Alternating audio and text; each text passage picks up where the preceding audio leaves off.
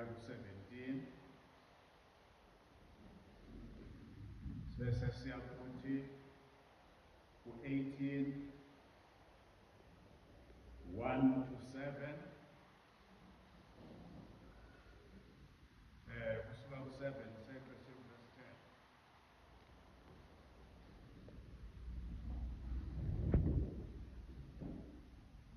10 bese futhi siya ncwadi eyodwa verse eyodwa uJohane 8 verse 12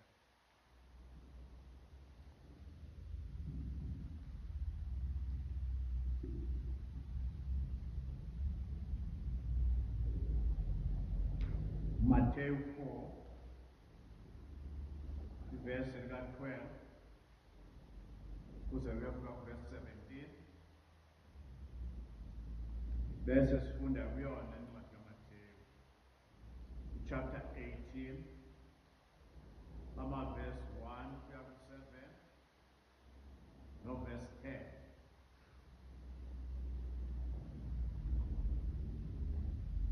bese uJohane sifunde verse 7 chapter 8 verse 12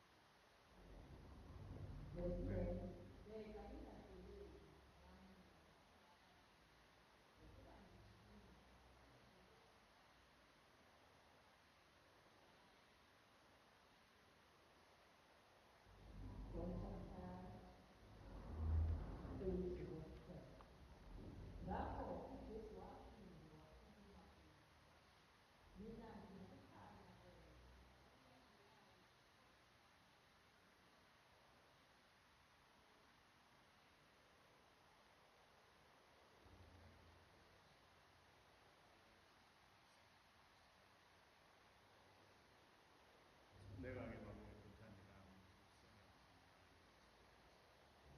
siyadinga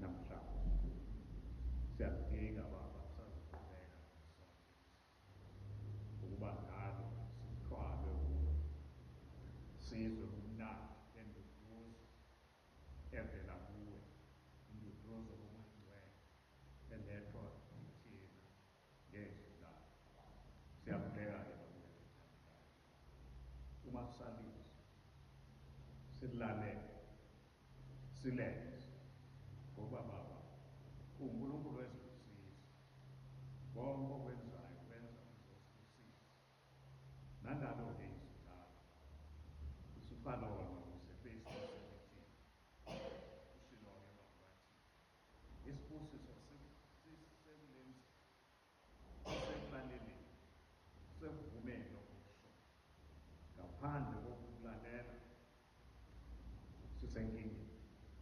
Sicela lokho-ke Baba size ngomoya wakho sibe abantu abathobekile abalalelayo njengoba uJesu washo wathi kufanele sibe abathobekile njengabantwana uma singabungozi. Uma kungenjalo ngasho ukuthi asife embuthweni sisizeke bakuthandekayo ngoba sikhonela lapho ukuba simemezele umbuso wakho nabantu uma besibona babone ukuthi ubuso uJesu kuleli yakhaya, ubuso uJesu kulowa wabantu, ubuso uJesu kulowa mama, ubuso uJesu kulowa mntwana, ubuso uJesu kuleya nsizwa, ubuso uJesu kuleya ntombi. Bawethu uthandekayo sicela lokho ukuthi kubone ukuze Baba uma sebonile lize kuloyo ufana udumiso inkosi uJesu. Siyacela-ke Baba sithemba ngegama lenkosi nomsindisi wethu Jesu Kristu. Amen.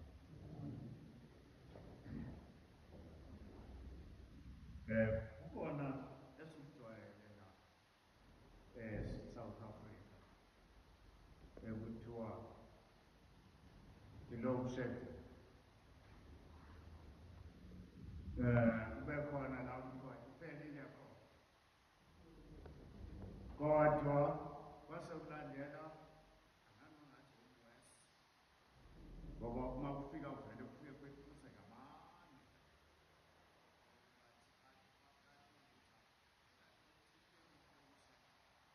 wathi hayi akuyona wow, ithatha 4 hours. Ngiyabona-ke ekuseni ntambama uyakucabanga umnyama okuba khona sewuhambile ugesi angithi khona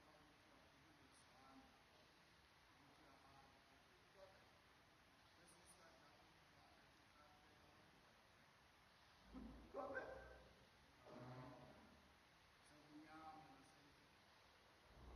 ubumnyama bumnako unzima ukuba sebumnyameni ngoba noma ungathi uyahambe ebumnyameni uhamba ushayela ungazi ukuthi ushayeleni umnyama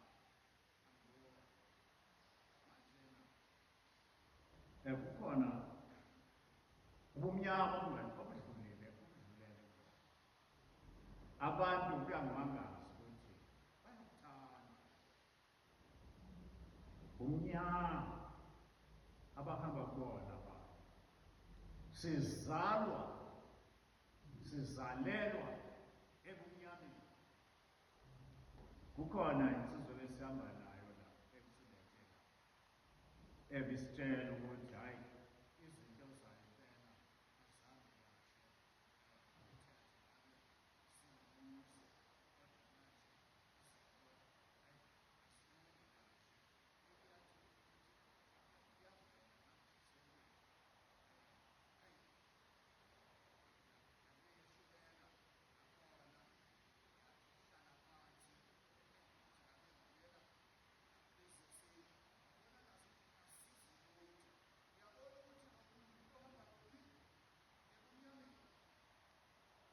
ubumnyama mamsebumnyameni uhamba ubambabamba ngazi bambe kungafanele ubanje bese isikhathi kuthathinta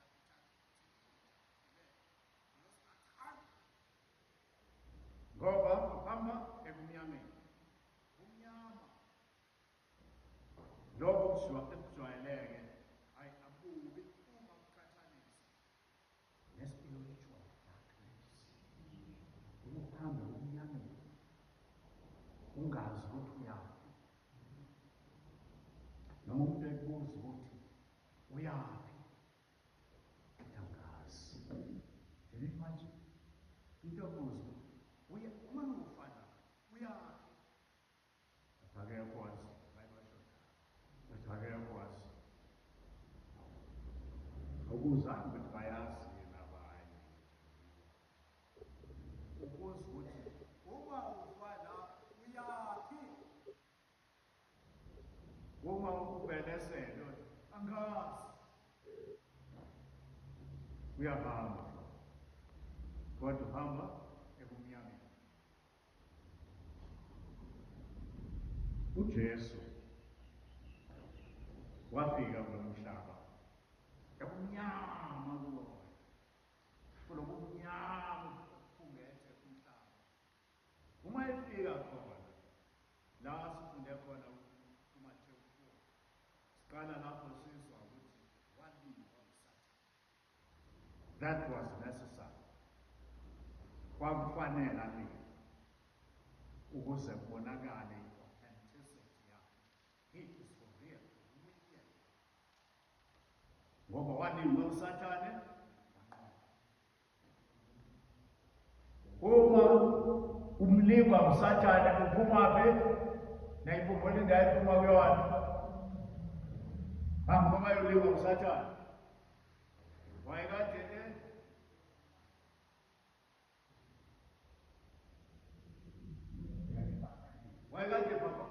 babhathizwa.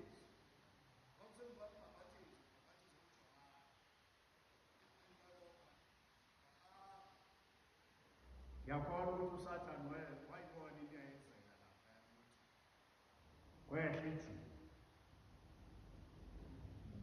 Kwehla umoya ingcwele. Umfanekiso wejuu wahlala phezulu.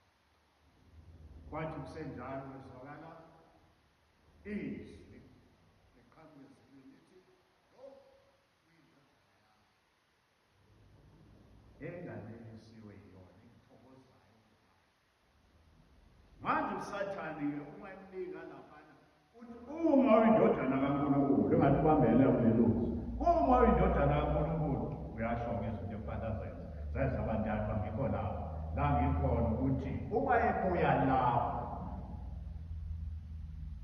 la wayebhapathizwa khona, wayebhapathizwa eJudiya kwaJuda. Wayebhapathizwa kwaJuda, kanti umthetho wakhe wayeqhamuka eNazaretha eGalile. Uma ebuya-ke lapho esebuya ehlane lapho, akabange sabuyela futhi ufika lapho uzwa sekuthiwa uJohane useboshiwe. Uboshiwe uJohane umbhaphathizi. Manje uma esebuya-ke ubuyela kuphi? eNazaretha. eNazaretha akahlalanga. Kuthiwa akahlalanga eNazaretha. Waya kuphi? eKapenawume. Nosifundele futhi waya eKapenawume.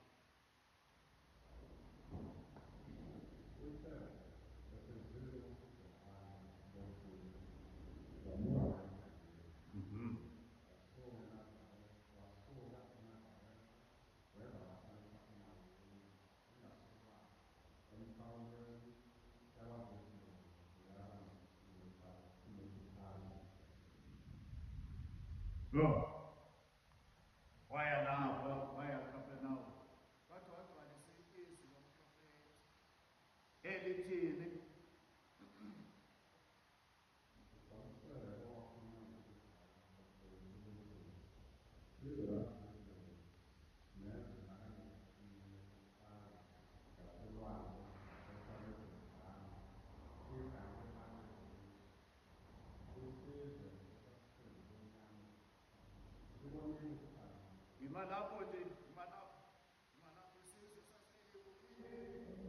Ebumnyameni uJesu mayebuya lapha eJudiya aye eNazaretha, abesesuka eNazaretha la kuyikubo khona uya manje eKapenawume. Le Kapenawume ichazwa kuthiwa yindawo eseduze kodwa kuthiwa izwe lakwaZebuluni nezwe lakwaNafetali naselwa ngaphesheya kweJodani labezizwe.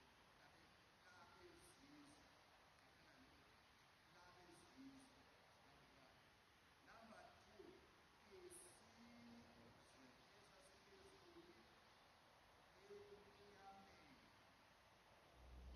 the people dwelling in darkness.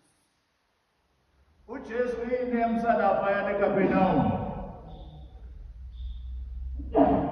I-darkness, bumnyama. But that's where you need it. Ngidingakala laphayana la kumnyama khona. Ngoba laphayana yindawo eyayinabezizwe. Abezizwe bangakaze bezwe.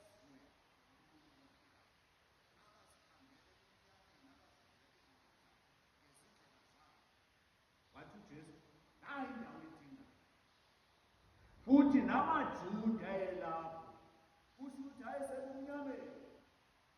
Kukude kwaJuda ukuthi baye khona. Behleli nalapho ezizwe. Basekumnyameni. Wathi yona ndawo yami. Uyakhona. Uyiswa kuleya ndawo noma kunjani?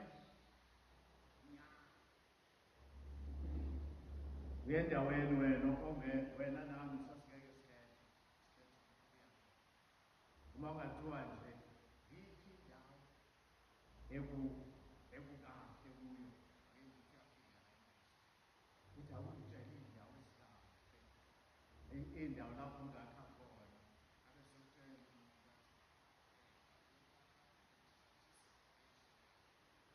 ake ngibhekanisele ngale ngihlala yize kufike njani kodwa kasha ungahlala eCalusi kodwa kumnyama. Izinto ezenziwa khona izinto ezimnyama zodwa. Ave simtshela nakwezinye indawo-ke athi ayikungcono-ke laphaya kaMumuzi, akungcono-ke laphaya kodwa Caluza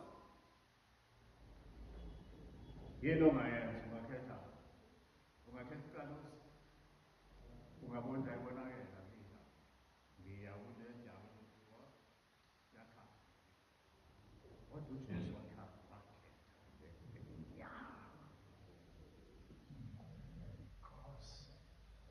izwe elandelayo lithi lapho ngoba ngimise lapho lithi khona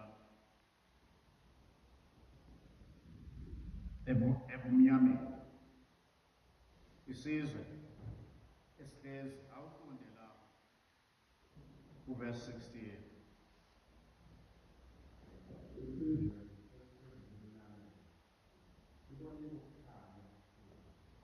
Okay, yebo qhubeka.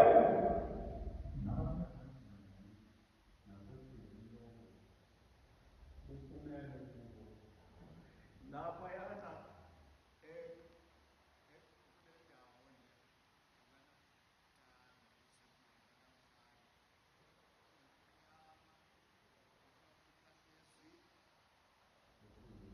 ethunzini lo bahlezi endaweni enjalo futhi uJesu ilani ngokuba kuthiwa laba bantu bakubonile ukukhanya. Uma kufika yena kufikani? Ukukhanya. La kufika khona inkosi uJesu kufika ukukhanya.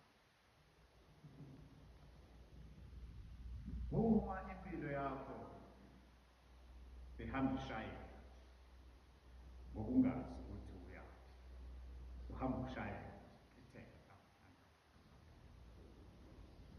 Hey, umuza uJesu uthola ukukhanya.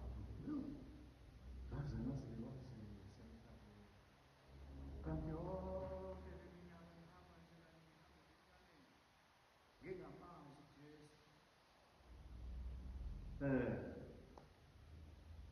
likhona lemculo enelimculo ngoba likhuluma nje ukuthi aliphelele ngathi ngafakwe imivesi lapho niyabona loculo ake lilizwe sasikude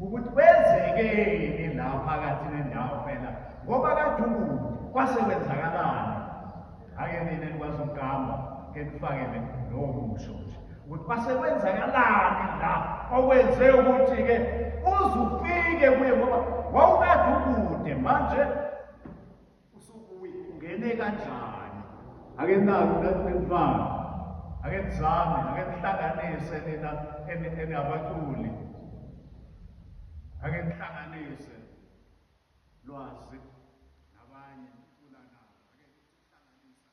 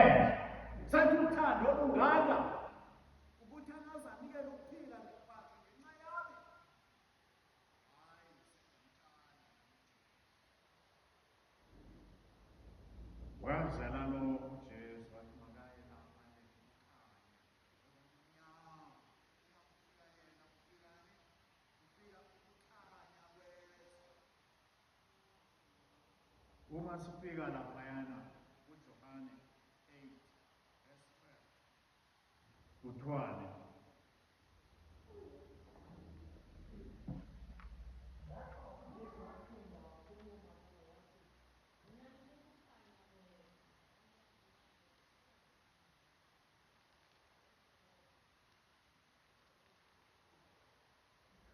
uyazi ukuthi wayetshela abantu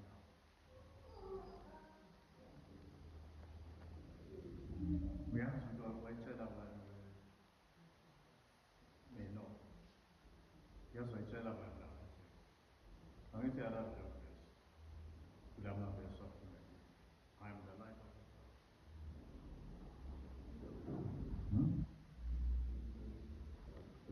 uyazi ukuthi wayetshela abantu wayifundanga indaba ukuthi suka iqala izofika uthi and the light of the world zabantu abasethempelini ababonayo ekubantu uNkulunkulu kodwa abamazi ngakho utshela bona utshela amaJuda la utshela abaFarisi utshela ababhali nabaFarisi mina ngingukukhanya kwezwe ongilandelayo kasofa emnyameni kodwa ukwakukhanya indaba lapho ukuthi umuntu ukuze aphume kumnyama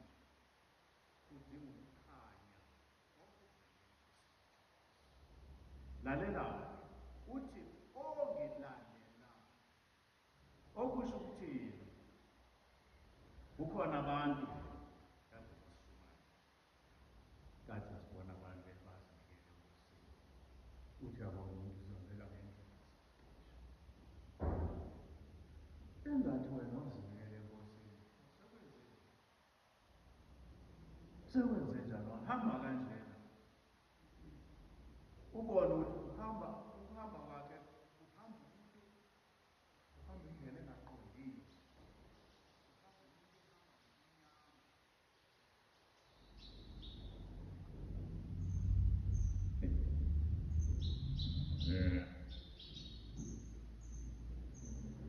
ngake ngahlangana nomunye unkosikazi wakade eseBible school nomyeni wakade eseBible school kwamakhona nje ukungahlangani kwanhlangana baze behlukana manje ngiyahlangana nalowo wesifazane ufake iziphawu I'm sure ukuthi wangena lapho esikoleni seBhayibheli ngoba wazana nenkosi kodwa manje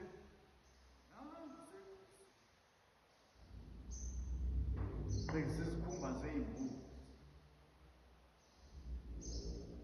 hayibo yini kodwa uhlangana naye ukuthula mzalwane ukuthula kukhona siyakunika ukuthula lezi phandle ziyakunika ukuthula ngoba ubonakala lo muntu ukuthi uhamba ebumnyameni uthi ongilandelayo which means uma umuntu ezinikele kuJesu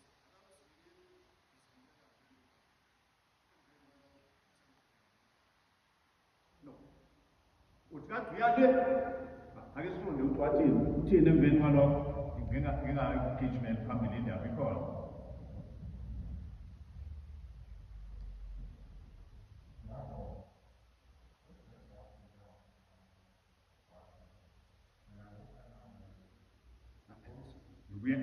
Uyala lapha kuMathewu 4. Mathewu 4.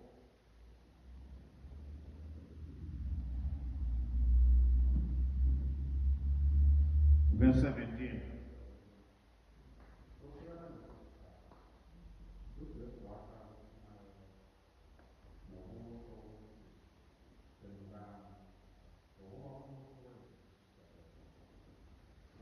Yes. Kusukela kuleso sikhathi uyiqala phi indaba la kunjani khona iphendukana ngokuba umuso wezulu ususwanele repent now le ndaba ke ukungena ebukhanyeni ungena through what repentance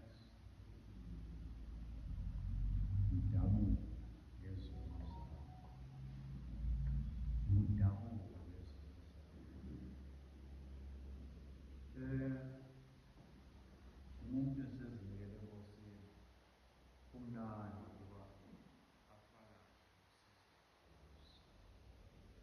kodwa uyazi khona abantu okuzofakaza umbona nje mina ngakenza lokho asamanyala namaningi ulayikazengena uthasenzeni ngawo wayezinikeza ama-details okubo kade wamakhona uthasenzeni ngalokho did you really repent angesho ukuthi ngeke kusho ukuthi hayi bekade ngihamba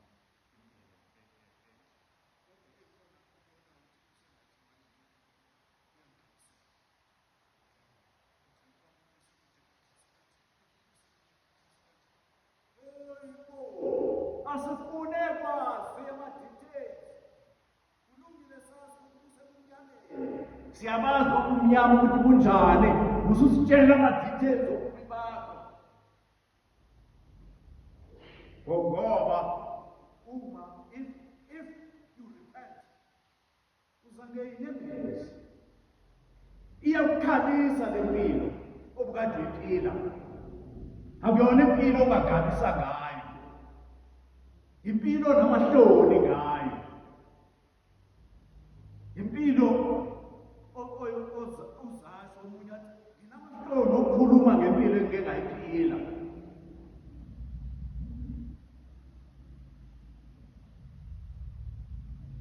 Kade siyikhuluma le nto ekhaya. Ukhona umunye owayephila impilo yobutsotsi. Uyaxoxele uzalwane azokuthanda kuphela. Kodwa manje washo kamuva athi uyabona wayenza ukuthi axoxe ngale mpilo yakhe yobutsotsi ayeyona wayenza ngoba uthe isuka indodana yakhe angena phakathi yena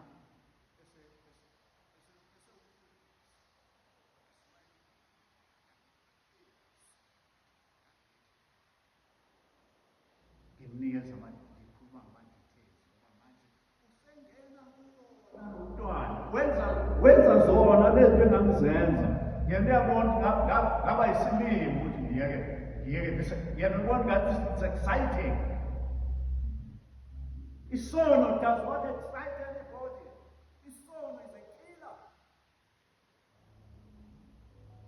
Kuthiwa laphayana laba bantu abenjani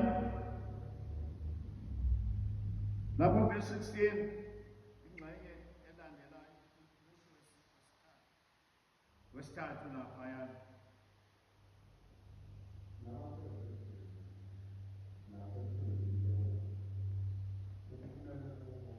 Yes, uma uhlezi ezweni ezimweni sethunzini akuyona into ongazigabisa ngayo ukuthi ngisethunzini lokufa.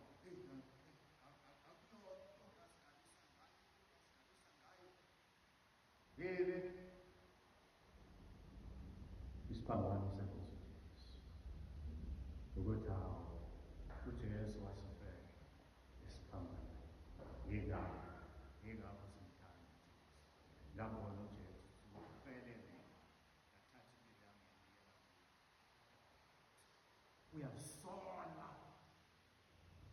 uyazisola ngale mpilo kade uyiphila. Akuyona impilo oyijabulelayo ukuthi hey, ngoba uma ulokhu usiphindela sengathi usenze njani, usayikhumbula usayikhumbula kongathi ungatheni ukhumbula ukufa. Hayi kungafela kwakufanele ngifele ezweni, kodwa uJesu wayithatha indawo yami. Uma sengizwe ukuthi uJesu wakho esikhundleni sami ngaphenduka ngathi Nkosi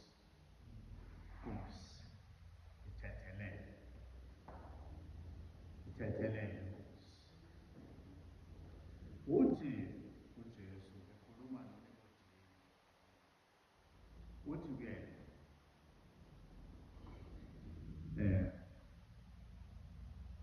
ake sibheke lapho kuphela uJohane 3 verse John 3 verse 16 vula bafuna siye lapha ku 17, 18, 19 siye lapha 17, 18, 19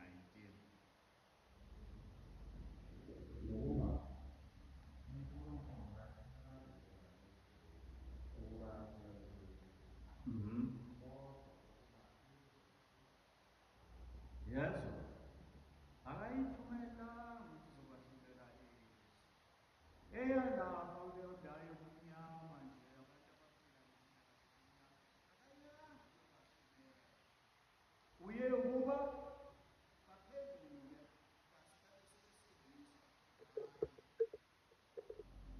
Niyakuzwa lokho, qhubeka.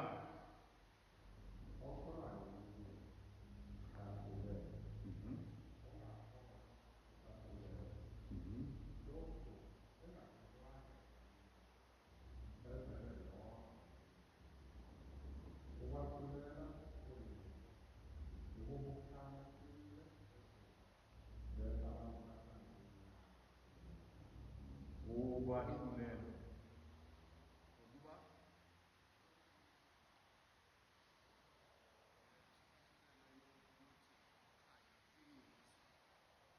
Kodwa abantu basebekhethane bathanda ubumnyama kunokukhanya ngokwemisebenzi yabo emibili.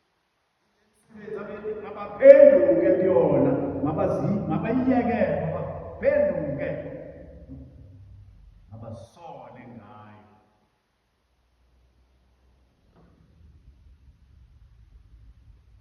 Yeah. What in verse 19?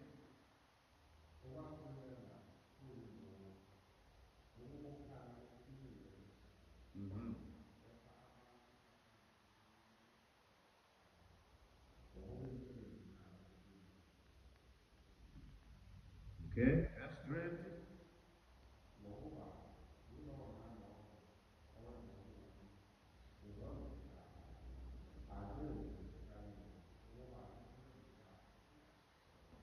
Oh yes, owenza ububi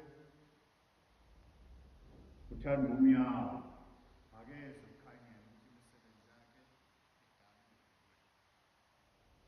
Okay.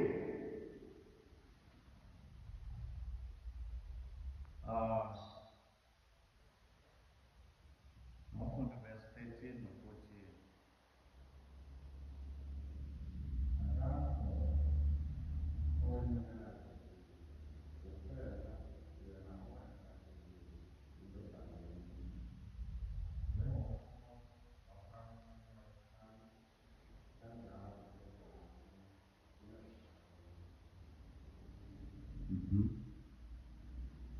Okay. Yeah, and then because that 19, 13,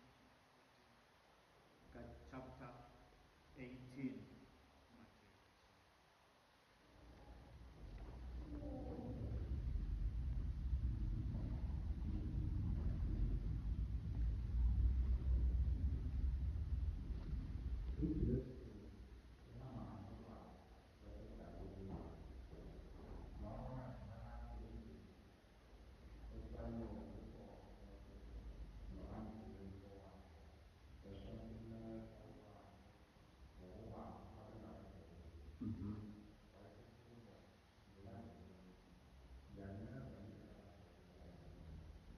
Okay.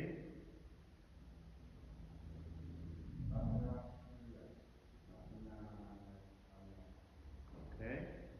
Babona umkhaba, bamlanda. Ake siye laphana 19. Luke 19.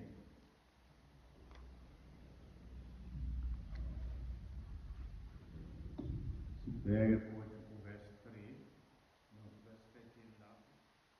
No, verse 3 kuya ku 6.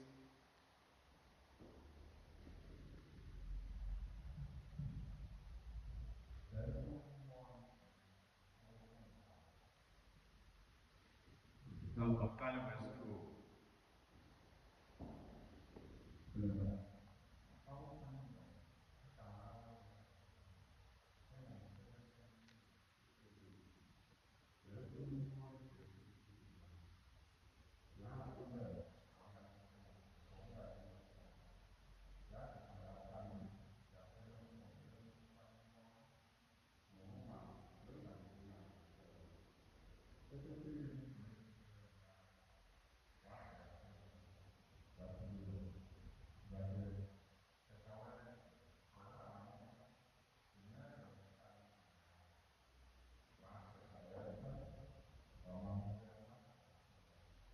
Okay. Washesha wehla ngamukela. Verse 10 uthi Verse 9 and 10. So,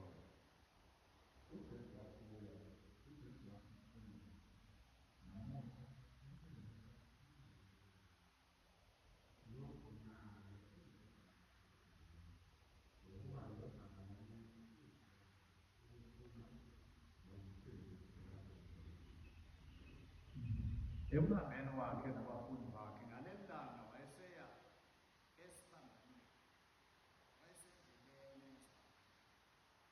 ubona le ndoda ehleli apha emthini, egibele emthini ofuna ukumbona uma eyibuka ukuthi ake uyehle emthini uba namhlanje uJesu uzake kuthiwa wehla ngokuthokoza. Kusho uzake wabonani laphaya? Wayebona uJesu bonani? Uma sewufikile ukhanya endlini kaZakewu. Awubuye-ke laphayana kuverse 8. Ungekafiki kuverse 8, ungafunda lapho kuverse 8. Njengoba ungumthelisi, umsebenzi wakho chief tax collector. Umsebenzi wakho wayiwona. Ama-tax collectors laphayana ayezibambela imali. Abe-tax abantu, bayi-tax, kuze kweka, ukuze khona ehola, abuye futhi kube khona okuzala kuyena. Phezu kwale mali abantu abavele beyithela, amthelise more ukuthi imali efanele ithela. Lapho ama-tax collectors, they were stinking rich. UZakewu wayenjalo. He was so rich. So, wayecelile kakhulu. Ngumnyama. Corruption ayiqala. Ungacabanga ukuthi iqala namhlanje. Yayikhona kudala. Le corruption esiwangala igcwele la ezweni lakithi. Yayikhona kudala. Yayikhona ama-tax collectors. Manje kuma-politicians. La esithembele kuwona ukuthi akhona ukusiza. They are still malungu emalini. Yes. Abantwana baswele imisebenzi. Imali idlile. Angazi khona ingane enye ibone la. Awusuqaliwe la, khona ingane ezibona. Laba usuqaliwe nje umsebenzi. Khona lapho kubuza. Kunamaphayiphi lapha, lamaphayiphi amakhulu. Afakiwe kule ndawo la ezophuma khona phansi. Kodwa kukhona lusa langaphandle angafakiwe. Kusho ukuthi wayewaphakathi. Ngithi kusho ukuthi imali yayikhona yokuba namaphayiphi ahlangana kodwa awuqedwanga umsebenzi. Ayiphelanga imali. Yenze njani? Yehle ngomlenze. Leyo nto yenziwa uZakewu. uZakewu uma ebona uJesu esengena endlini yakhe. Uthini uZakewu? Awusho uthini?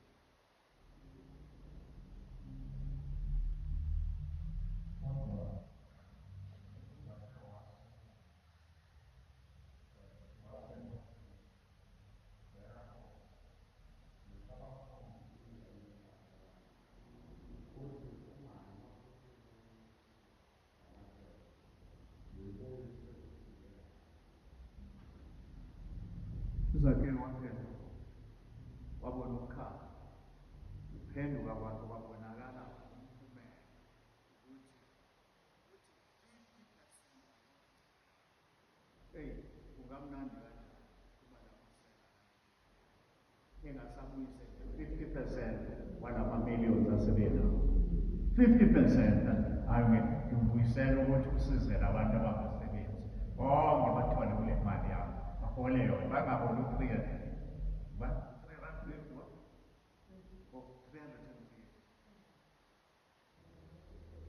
Bangaholi no-350, bathathe kulama-millions.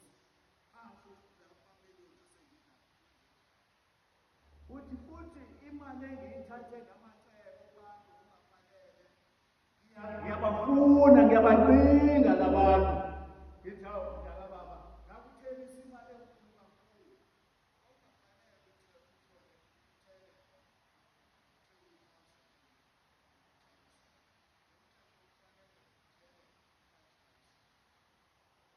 mina ngase ngithela u-20,000 manjena-ke mina-ke sengiyibuyisela uhulumeni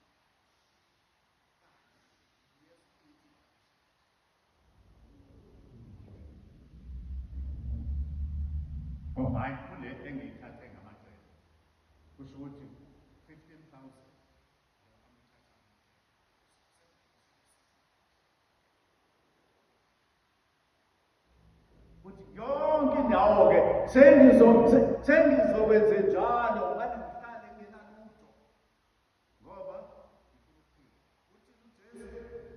insindiso ifikile kulo muzi. Insindiso ibonakala ifikile ngokuba kubonakala umehluko. Kwenzekeni after esefikile uJesu empilweni yakho. Umuntu wabani uJesu kodwa usahamba yonke into enjalo. Kahle usudlala ngayo. Ufike wenzani uJesu yakho?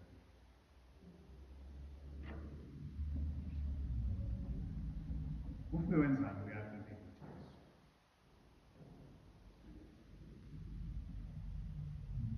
Uthi ya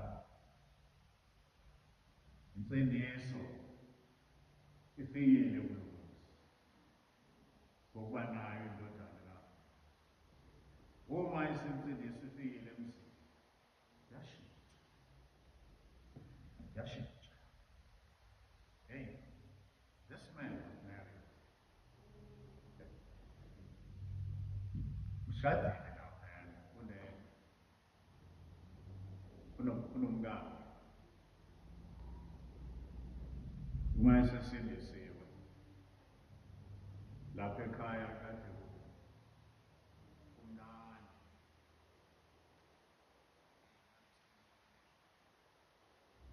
Usazotshela umngane ukuthi mngane hawu yonke lento esinayo iyakhona. Mngane imali engangiyithatha ngobugebengu la iyahamba yonke. Unkosikazi utheni la? Uma naye iphendukile babambene kulento benza into eyodwa. Ngizwakala mazalwane. Benza into eyodwa ukuthi kuleli khaya ingenile insindiso. Ayibonakale la ekhaya uma indoda izinikele enkosini, inkosikazi izinikele enkosini, ayibonakale insindiso ukuthi hayi zishintshile izinto kulo muzi. Ngiyezwakala na? Akubonakala ukuthi kushintshile, akusahambi ngaleya ndlela bekade kuhamba ngayo, akasenzi njengalezo. Oya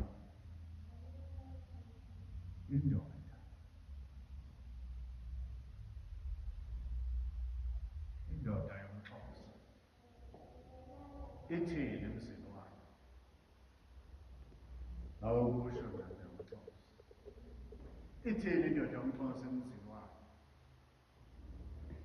Sengisho uXhosa, umXhosa ithini?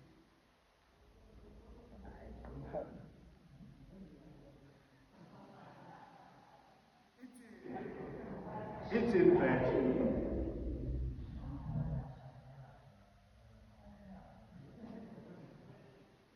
It's kwenzeka intando kabani la?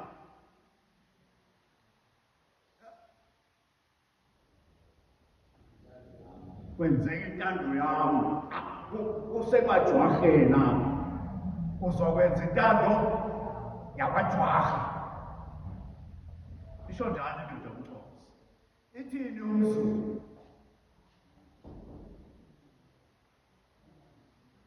Ithini umZulu?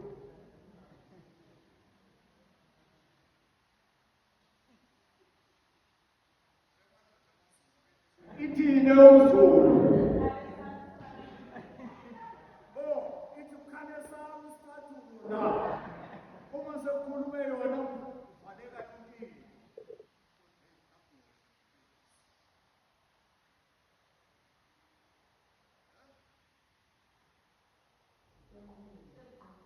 sekunqumile. Hayibo, abesathi unkosikazi, hayi baba, futhi nibabesa kahle namayeni namaJehova. AmaXhosa kasho umyeni, ayisho unkosikazi ubaba umyeni manje. Hayi, mina maZulu ngisho naye.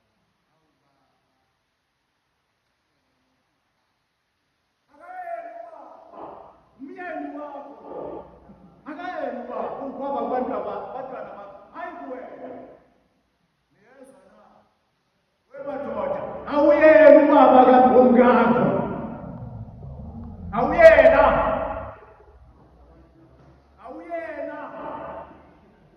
umyeni wakhe ubaba ey'nganeni manje athi unkosikazi phezisi sengiphumile qedile. Hayi, ufikile uJesu leyo. Ufikile ukhanya ngomuso. Ufikile.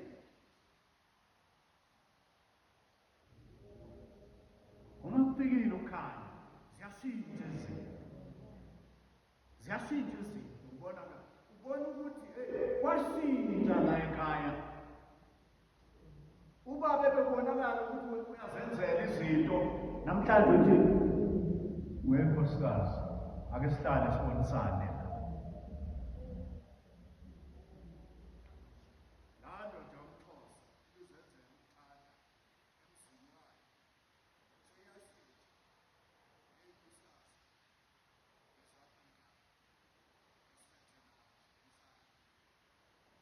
Shintshile. Ungene ba? Yes, ufikile.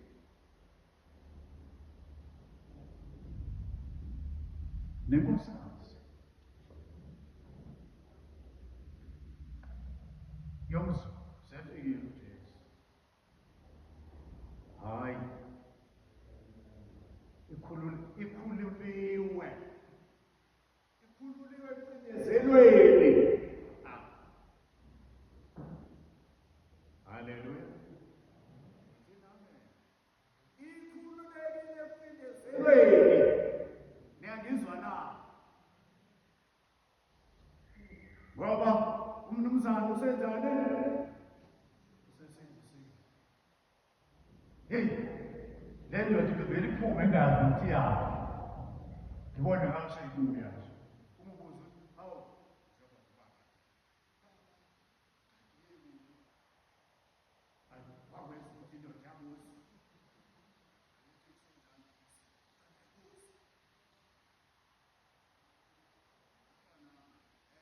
Indoda ubaba lo sasebenza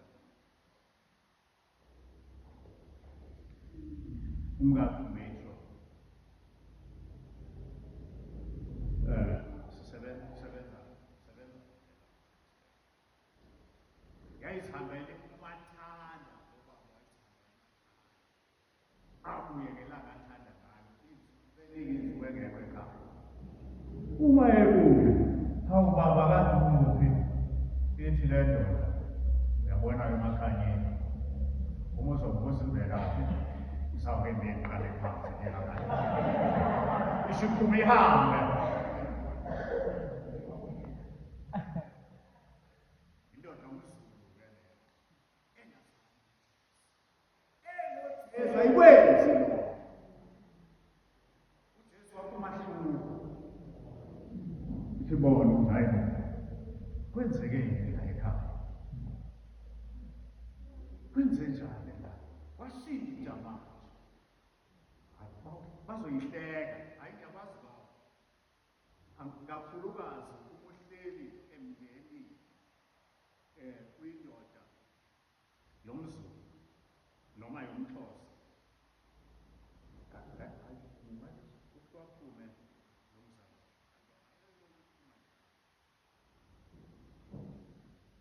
nakho ungasande sikula ke mzane sekunesikhathi singasambuzi ngoba ngabe ngibuza ukuthi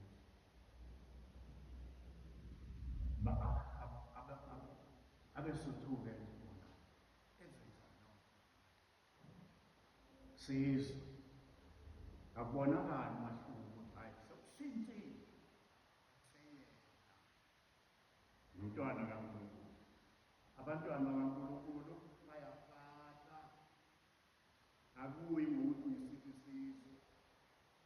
Ngithi-ke kunale nkinga ukuthi uhleli phakathi kwabantu bakini uphenduke wena ubonakala ngokusenza indlela kamadodana kwabhikitsha uhluke wena kuthiwe kwabhikitsha wenza izinto wena ubonakala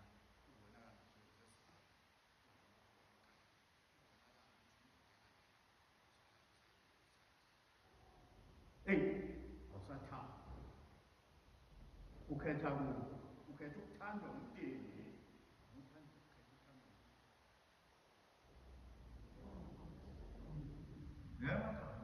ukhetha ukuthandwa umndeni utheni kunokuthanda uNkulunkulu.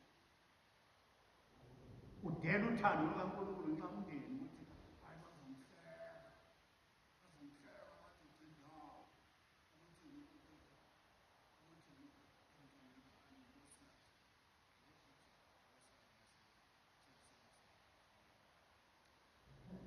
bazosho njalo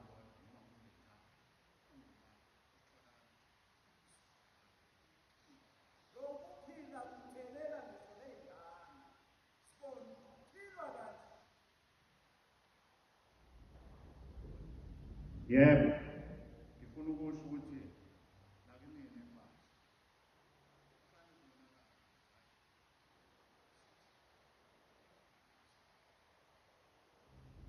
hayi nto iphila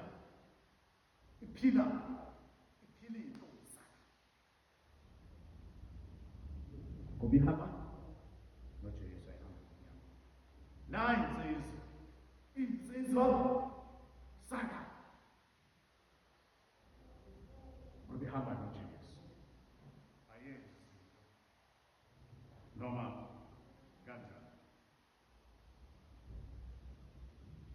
Kwenzekalani-ke konke lokhu ukuba kube njalo? Ngokuba uhamba kuphi? Uhambe kukhanyeni, uholwa yi-light, awuhambi ushayisa. Yebo, okay. Sokulungisa kodwa asazi ukuthi sikhona isikhathi lapho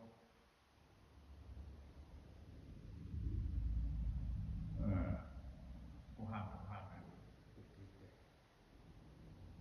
awuhlali nawo, ubona manje ubumnyama, indlela ubumnyama futhi uma kuyindlela ubumnyama wenze njani?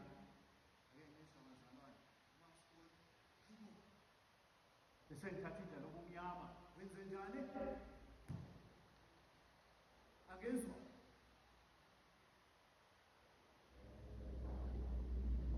ake kusho yena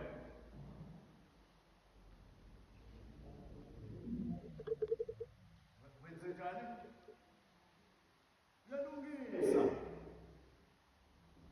Uyalungisa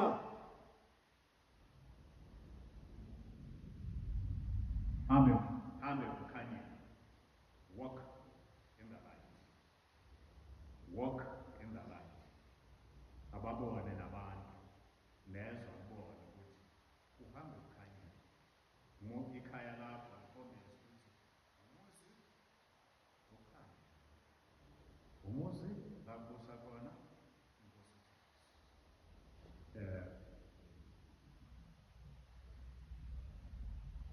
isihloko sami sithi uJesu uletha ukukhanya ekhaya esanamhlanje. Kodwa isihloko sonke sithi walking in the light, hambe kukhanyeni. Jesus brings light to the home. Usukuthola ukukhanya, usuhamba ngako ukukhanya noma usuhamba kumnyama. Ungenawo uJesu hamba kumnyama. No, ayikho phakathi nendawo. Akekho ngathi hayi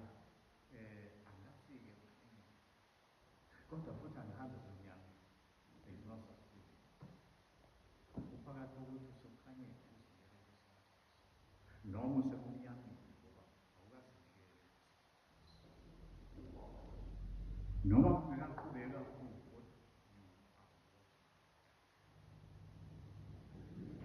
buzokhula gets worse kodwa ungathatha ntweni uma ekhona mina bengisahamba emnyameni ngiyathanda ngithanda ukubuza ingisize ngihambe ngendlela ekhaya ukhona njalo ukhona njalo akukakhali ngiyathanda ukuthi ngifinyelele ekhayeni ukhona njalo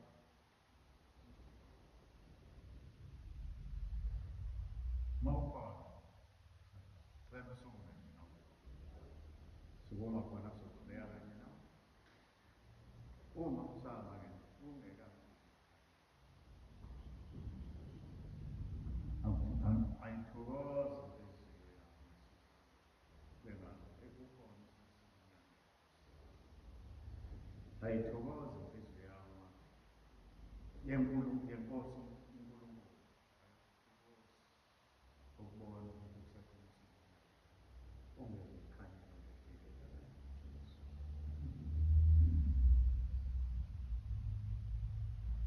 okay